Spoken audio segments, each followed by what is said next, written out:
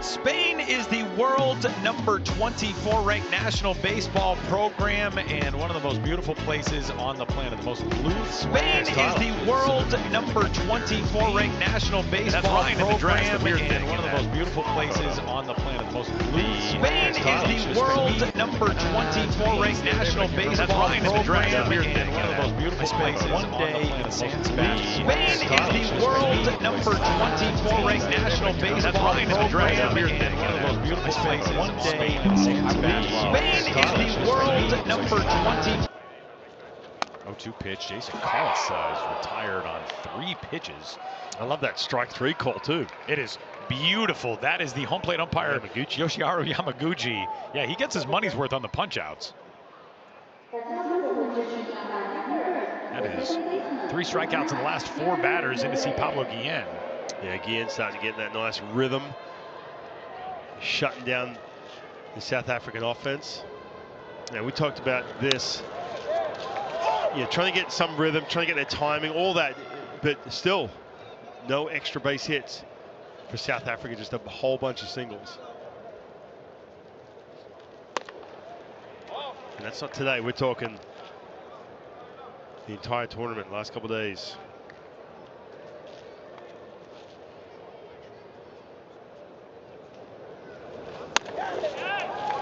Victor Ngupe back at the top of the order.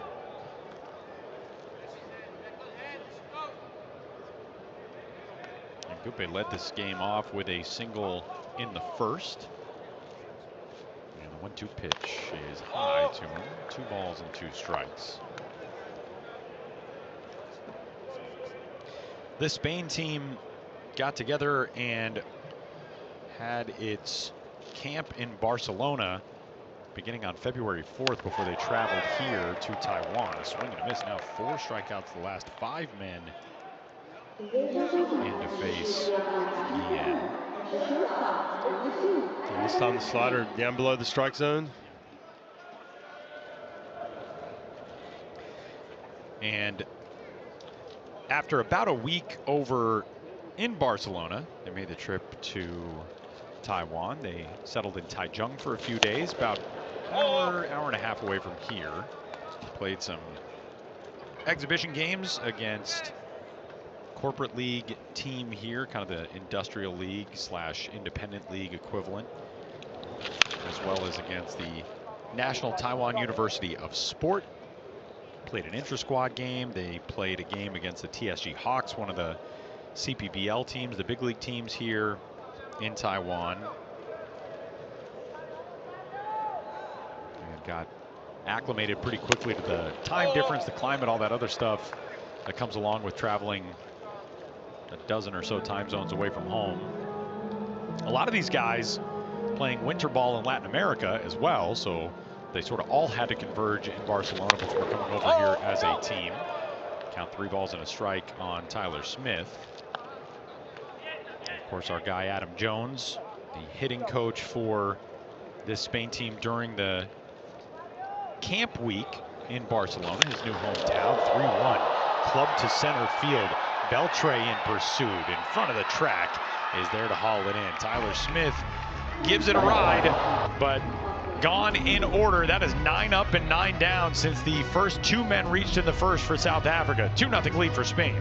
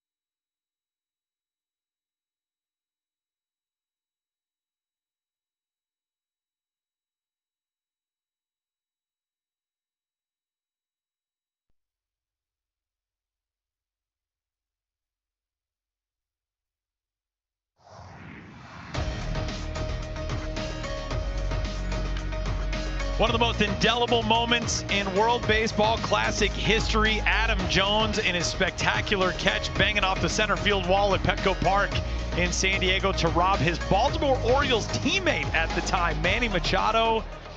Late in that game, the second matchup between the U.S. and the Dominican Republic in that 2017 Classic, the U.S. clinging to a 2-run lead at that point. Adam Jones made the catch. U.S. able to hang on. They advanced to the semifinals. They knocked out Japan in the rain at Dodger Stadium and then dominated Puerto Rico on the way to the United States' first World Baseball Classic title. And that highlight, I mean, for as long as the World Baseball Classic is played, Jim Leland told me this, who was the manager of that USA baseball team in 2017. As long as the World Baseball Classic is played, that highlight will be played with it. And for good reason, too. I mean, 2023 was so successful with so many good players, especially on the United States. Tyler, we've talked about this a ton. We talked about it during the last qualifiers in the World Baseball Classic. You know, you look around the Dominican Republic, Venezuela, Puerto Rico, majority of their superstars are going to put their hand up without hesitation. But in order for the World Baseball Classic to get to the level, we're talking from 2017 and 2023, on the global stage, especially within the United States, those U.S. superstars have to put their hand up and come on, and they have the last couple. And a big reason is because moments like that. Ball left side knocked down over there on a nice lunging play by Tyler Smith, but he's not going to have a play on Angel Beltre. And, you know, guys who are the reason why so many superstars are putting their hands up now are guys like Adam Jones, because they go back to camp after playing in the WBC and they tell everybody else, hey, this was an incredible experience. If you have the opportunity, you should do it. Adam Jones, 14-year big league career, champion in the WBC in 2017, and yeah, new gig this year. He'll be an advisor in the Baltimore Orioles organization. He is the international man of, not really mystery because he's so visible these days, but he's living in Barcelona, then he's seen in Baltimore, then he's back home in San Diego, and he's playing golf on, you know, some tropical island. He's a dude on earth. We got a chance to hang out with Adam Jones for the world's longest inning in Regensburg back in 2022. With this team, the Team Spain. Adam came up at the booth and there was 2 very quick outs. No, he came up in the top half of an inning, I think, and it was 3 super quick outs. And we thought, wow, do you want to hang around? Well, yes, absolutely. And then the bottom of that inning took us like 48 minutes. And finally, at one point, after I think the 3rd pitching change, we said, Adam, if you want to go, it's fine. You can go. I mean, you gotta hang around the amount of we were doing a podcast up there with Adam. I mean, the amount of questioning. He got to a point. He said, "Man, can I get this last out?" Or I was like, "Oh my goodness, that was wild." There's a hot shot out toward right field. Bouillon will move back and reaching out, the adjustment, able to make the catch. But Ryan, I think your point is so well made that for the WBC to reach the top tier of an international sporting competition, you know, this is taking nothing away from the early USA baseball teams. It's a great adjustment by Bouillon, looking up into this kind of challenging roof here, especially if you've never played in a dome before. This is just the 3rd time in a dome for a lot of these guys. The U.S.'s rosters in 2006 and 2009, another fly ball that direction. Bouillon giving this a look, but it'll drop foul. They were not exactly what we've seen in 2017 and 2023. But it was because of, as we noted, all of those players who had those experiences in 2006, 2009, 2013, going back to their clubhouses in the Grapefruit League and the Cactus League and on to the big league season and saying, hey, you got to be part of this. This is one of the most amazing experiences I've ever had. If you can play in the WBC, you got to do it. And now you look up and down the roster at the superstars who have jumped into the fray for the United States, and it's like every year somebody else, you know, Aaron Judge 2 days ago said, yeah, I might be interested in doing that next year. And I think too, look, and I get it. At the time of year, players are skeptical. They're going to want to get ready for their major league season, but for them to buy in, and I think they've got to that point. That's why I am beyond excited for 2026, man. I mean, from the Dominican Republic, United States, Japan, some of these rosters you will see. And again, we saw it in 2023, but even on the pitching side as well. That's the other part. I remember talking to Adam. Pitch inside, throw to second is not going to be in time to get Beltre. New arm into the game, by the way, is Justin Erasmus on for his first inning of relief. I remember talking to Adam Jones about this, and he said, hey, well, one thing, because he became a recruiter, and it was about get the pitching, the pitchers involved, and we're talking some of the superstar names, and he started to see that in 2023. So really excited for 2026. Being the event it's going to live up to be. The thing that I think stands out the most about where we sit with the WBC now, coming through this qualifier into Tucson next week and on into 2026, is the fact that Major League Baseball has been patient with it, because it would have been easy after 2006 or 2009 or 2013 without massive superstar buy-in from the Americans as a pop to shallow center, and Gupe is there 40 out. It would have been easy to say, this isn't working, I think we're going to kill this thing off. As you take a look at that 2026 format, the 4 pools: San Juan, Puerto Rico, Houston, Texas, Tokyo, and Miami. 4 teams already announced into each of those pools. 1 team from this qualifier will head to one of those pools, the other will head to another, and then the 2 teams from the Tucson qualifier will also join as a team in each of those pools. We'll whittle it down to the quarters and then the semis in Miami. But for MLB to have stuck with this thing, it takes a long time. The World Cup was not the World Cup after its 2nd edition. You have to build this up over, a generation. And now you have guys, young stars in baseball, who are saying, oh, I grew up watching the World Baseball Classic. That's what makes this thing so special now, is that MLB stuck with it for this span of time to build it. One of the things, too. Ball crushed out to left. Wenzel to the track, looks up, and it's gone. And Roosevelt Estrada gets one out of here, and Spain has doubled its lead now, 4-0 in the 3rd.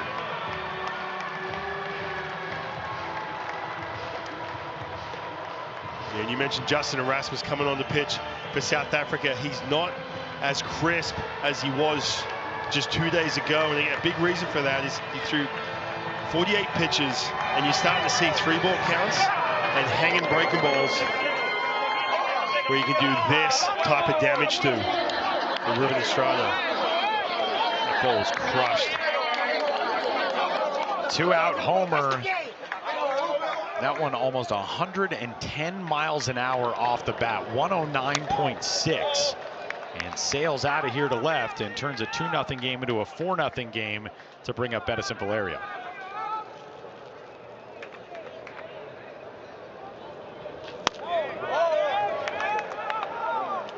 And just to wrap up the World Baseball Classic, look, you're talking about the buy-in from the players. I was a pitcher, and one of the biggest question marks was, or one of the biggest skeptical parts is you get to spring training and your coaches, front office, they bring you in the office. This happened to me. Had a brand new coaching staff in 2009. Here's that breaking ball we're talking about, just kind of sailing over the plate. And again, this Spanish team, they watched Justin Erasmus just a couple days ago, but fatigue has got to be set in for Justin Erasmus. But just back to my point, I went into a meeting. They said, listen, we know you want to go play for Team Australia. We get it. And look, the player has the option. It's the player's call, right? That's kind of the way they made it. But there's that collective feel of, this is where your future is. This is what we care about, is the regular season. And now you're starting to see a little bit more of a leash from this front office and these coaches to say, look, go play, go enjoy it. We trust you're going to be healthy. And again, that stuff has taken time to build that trust, and it's a credit to MLB and the clubs and the Players Association, and especially all of the guys who have given us these indelible moments over the last 20 years. 3-2 pitch on the way. Valerio tags one to center, racing in. Carelsa's going to have to play it on a hop. And another knock for Spain, as this team getting on track. 7th hit of the day comes here in the bottom of the 3rd. And Tyler, we watched, just going back to Justin Erasmus, who's pitching right now. We watched him that first day, and he said, okay, keep him sub 50. You can use him again later on in the week. As you see that home run by Estrada. But again, you got to remember, these guys are not equipped to some of the workload we used to seeing your favorite pitchers in the big leagues. Out to left, Joshua Wenzel will snare that one and retire the side. But Spain adds 2 more on the big homer by Estrada, and it's a 4-0 lead for today's home team as we go to the 4th.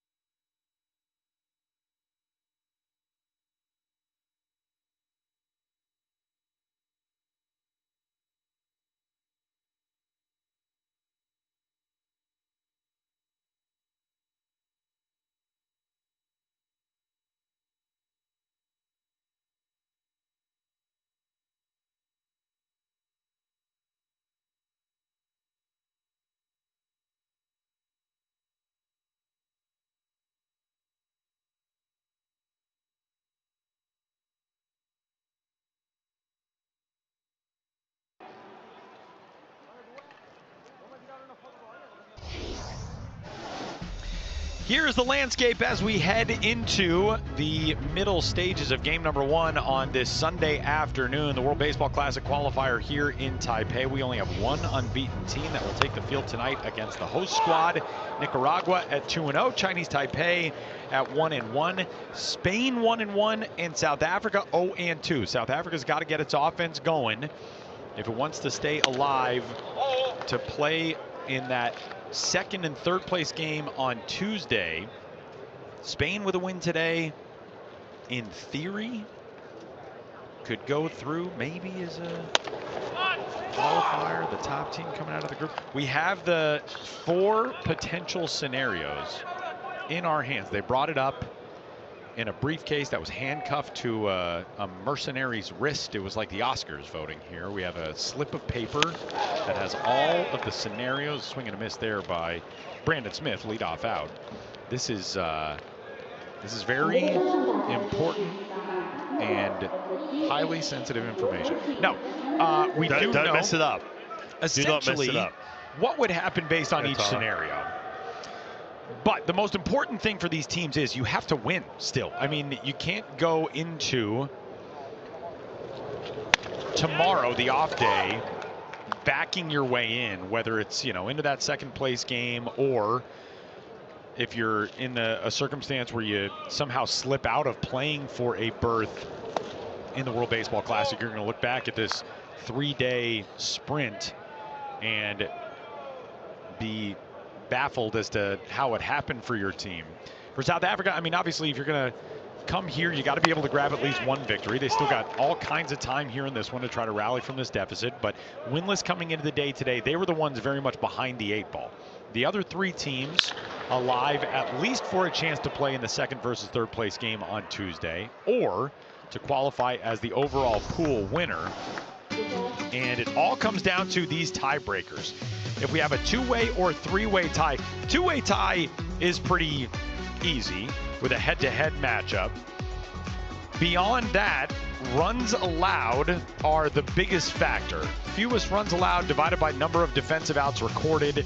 If that does not break the tie, fewest earned runs allowed divided by the number of defensive outs recorded. There are all of these scenarios at play, and Ryan, we are so well versed with them because 2 years ago in our pool in Taichung, we had 5 teams that split their games down the middle. Everybody went 2-2.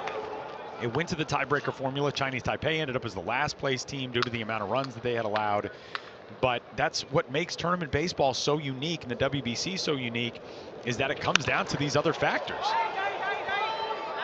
Foul pop that Gabriel Lino will chase down in front of the first base dugout. We'll continue that conversation as the afternoon rolls along. South Africa has found tough sledding since those first inning base runners. 12 straight retired by Pablo Guillen.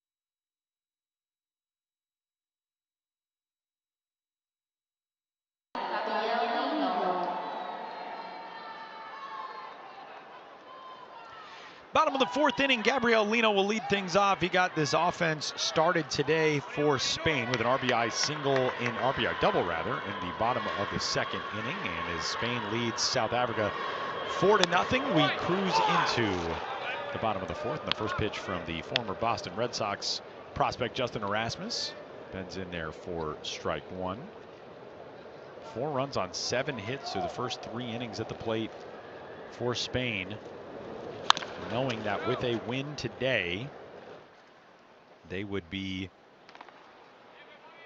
into at least the second place game, as Gabriel Lino, who has provided a lot of punch out of the lower spots in this lineup. That was 2 nights ago. Big 2-run homer in that 12-5 win over Chinese Taipei. He kind of got Spain to the borderline of a potential mercy rule win. Well, South Africa, it has been tough sledding since the first 2 World Baseball Classics when they were invited as participants. They have won 3 games combined in qualifiers since then, but they have not returned to the main dance.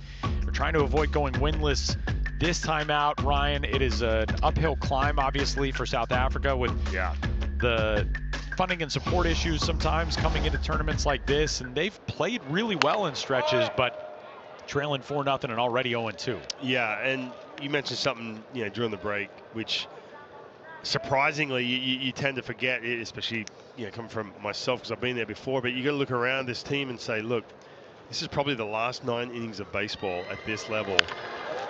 And pretty much half this team is going to play. Oh man, a great effort in diving. Tyler Smith can't haul in that blooper. It'll go as a base hit for Frank Hernandez. Yeah, there was just something about the look on the face of Anthony Phillips. Look at this. This would have been such a good play, something to take home with you. Nice little souvenir of a highlight reel for Tyler Smith. If this is essentially his last time putting on a South Africa uniform at this level. And let's not forget too, not because of half these guys, not because of age, is because it's tough to get an invite. We know that.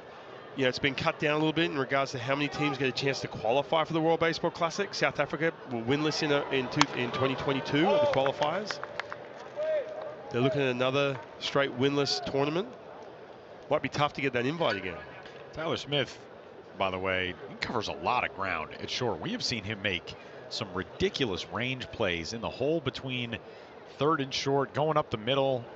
He plays a really nice shortstop position, as with 1 off and 1 on, Andres Angulo at the plate. But yeah, Ryan, I mean, the fly out from Anthony Phillips that ended last inning, you just see the look on these guys' faces and realize, oh yeah, you're at a stage in your career where potentially you're counting down the last 6 innings that you're going to play, especially on a stage like this. You can play for a long time back home and still have fun and still love the game and be part of it. And I think the biggest piece, and you're very adept at speaking to this, the biggest piece is being part of clearing the pathways for the generations behind you and being able to try to lift them up and give them that next step up the ladder. But it is tough sometimes when you see these guys who might be in those last stages and realize, like, oh yeah, this game, this could be it. And some guys know it's their last game, some guys don't.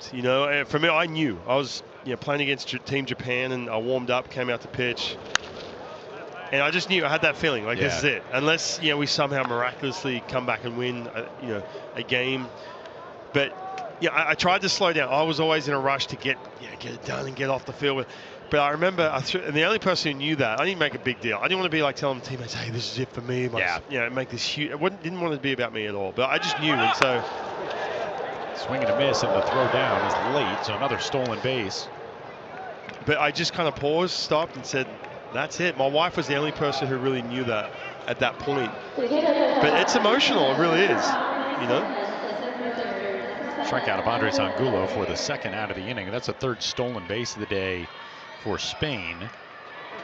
Last year when we were in Tokyo, you said your daughter Kennedy mentioned that she really wanted to go to Tokyo, and you said you've been to Tokyo before. Well, but she didn't know that. Well, yeah, she was 2 years old. They made the trip out to Tokyo because, again, it was going to be my last time. I'd already sort of moved on and transitioned into starting to get into this industry and what we're doing now. But I said that, I remember saying to my mum, I was like, oh, Candy, I want her to be here for the last time to get to see her dad pitch. And my mum's like, she's not going to remember this. She's 2. And then sure enough, I said to her, I said, hey, I said, I'd love to take you. She goes, I'd love to go there. I was like, you've been there, you watched Dad pitch. She goes, I don't remember that. Oh, thanks. Left a deep impression. Yeah, I appreciate it. 2 balls and no strikes on Angel Beltre. With another man in scoring position and a 4-0 lead for Spain. Good pitch there by Erasmus, who buries that one in. You can see Beltre nodding like, all right, fooled me on that. Yeah, Erasmus has always had that good, when he was in his prime, decent velocity with that cut fastball. A nice little breaking ball to go with it. 2-1, Beltre out to second, and Victor Ngupe right there waiting for it, and the inning comes to a close. And now Beltre is retired, and Spain kept off the board for the first time since the first inning. We move into the top of the 5th, and a 4-0 game, Spain out in front.